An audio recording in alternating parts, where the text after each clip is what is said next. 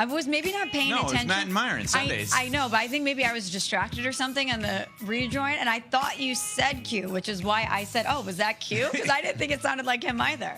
No, that was Matt and Myron. Heard from Matt on this, and my apologies publicly to Matt Jones. Yeah, I think you should hear from Matt on that. He was like, you thought I was Q? I'm shocked. I'm hurt, and I apologize. Not Q's amazing. We love Q.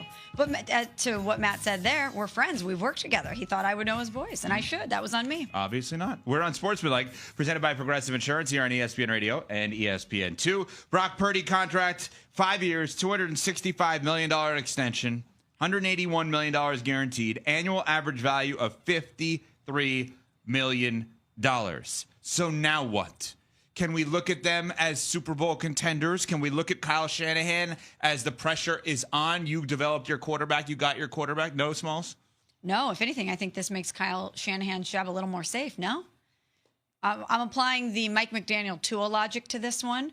When you have a quarterback, and listen, Tua has not had any of the success that Brock Purdy has had on an individual or a team level. But this is still a quarterback that we look at and we have questions around how much success he can have if you subtract things from the equation. How much success can Brock Purdy have if he doesn't have the talent around him? Well, doesn't that apply to the head coach that has developed him and is one of the best play callers in the NFL? A guy who, you know, with this quarterback that you just made the highest paid player in franchise history can take you to a Super Bowl when they're linked together. If anything, I think this takes some pressure off Kyle Shanahan because I don't know if the organization is going to want to upend Brock Purdy by giving him a new head coach and a new regime. Yeah, I get it. Like, because you've seen the best of Brock Purdy with Kyle Shanahan, you don't want to disrupt that continuity. But I also can't ignore what we've seen from Kyle Shanahan. Like, there's a direct link to you not being able to win the Super Bowl and a coaching gaffe made by Kyle Shanahan a couple of years ago, right? The third possession in Super Bowl 58, which was absolutely ridiculous. Playing for that when the Kansas City Chiefs told you post-game that there wasn't going to be a third possession no matter who got the ball first in overtime. So there's that aspect of it. But then also you look at the overall record for Kyle Shanahan since he's been in San Francisco. There are as many double-digit losing seasons as there are winning seasons there. And so I think the organization needs to see more proof of concept in terms of the coach being able to get to and win the big game, especially with the talent that they've been able to assemble over the last half decade. I don't know that Kyle Shanahan gets a pass just because they gave Brock Purdy a new contract. If anything, it says you have a quarterback that you believe you can win a championship with. Now you have to go do it. I think they're just going to be a stable team now moving forward. I don't think it's Super Bowl or bust or NFC title game or bust. To me, it's just like, all right, this is who we're signing up for. We're signing up for the combination of John Lynch as the GM, Kyle Shanahan as the head coach, and Brock Purdy as the quarterback. And I'd be comfortable with that if I was a Niners fan. That seems consistent. That seems good. I've seen proof of concept, and they're all young enough and eager enough to do more to have them for the next 5 years. I'm cool with that. I don't think I'm going to upgrade anywhere in terms of available quarterbacks, coaches, or GMs. How do I upgrade? There's no quarterbacks that are available at that level. Jalen Hurts is not going to become available because he's underpaid now. Lamar's not going to become available, right? We would have thought maybe Dak would have been available. I know he's got the no trade, but, you know, if the Cowboys would have torn the whole thing out, how do you get a quarterback that is that good outside of the draft to be as productive as Purdy? I think they just signed up for consistency, and I think that's okay.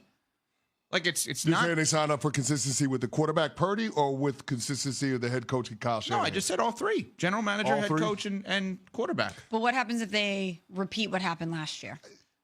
So, tell me why. Is it because they're depleted or because they're just not good? Does it really matter in the NFL? I mean, it's a results-based business.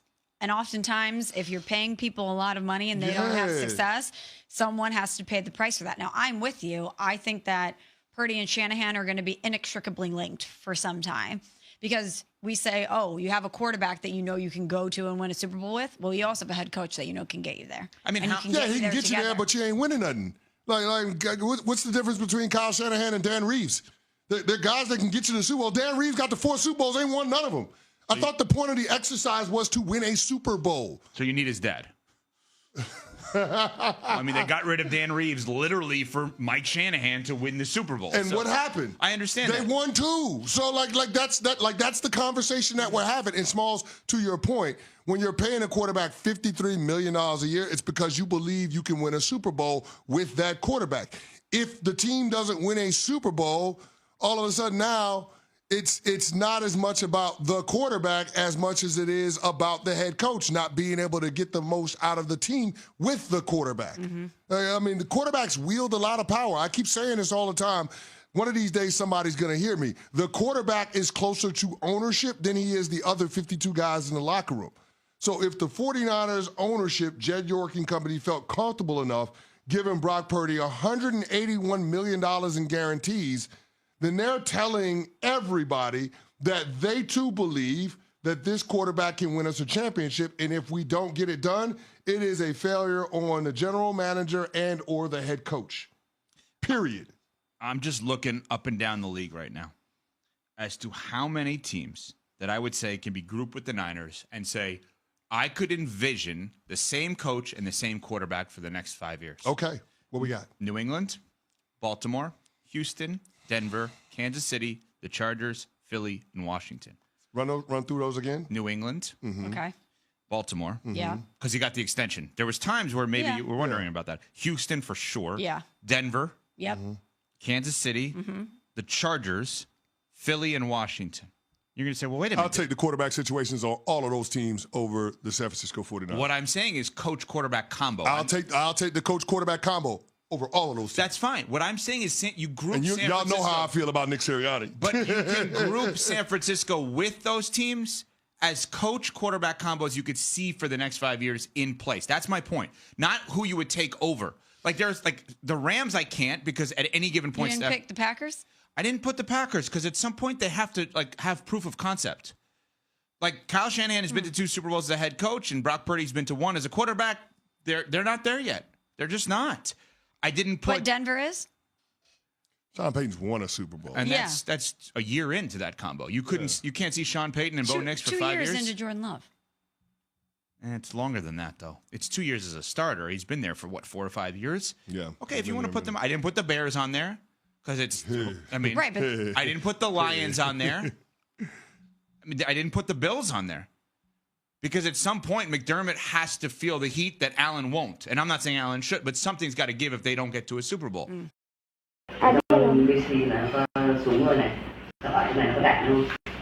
Xin chào tất cả mọi người đã quay trở lại với kênh của mình. Ngày hôm nay mình sẽ hướng dẫn các bạn làm vòng. Vòng hôm nay của mình sẽ có tiêu đề là buffet. Bây giờ mình sẽ bắt đầu làm nhé. Ra quay.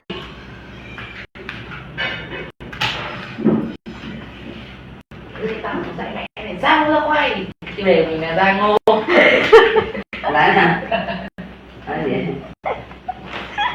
Cái đề mình không như đâu.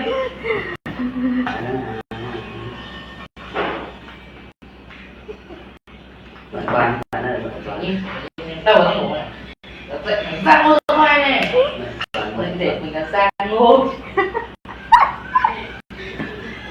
Đã hiểu kia cô đấy luôn nữa. Ngô ra quay cái gì?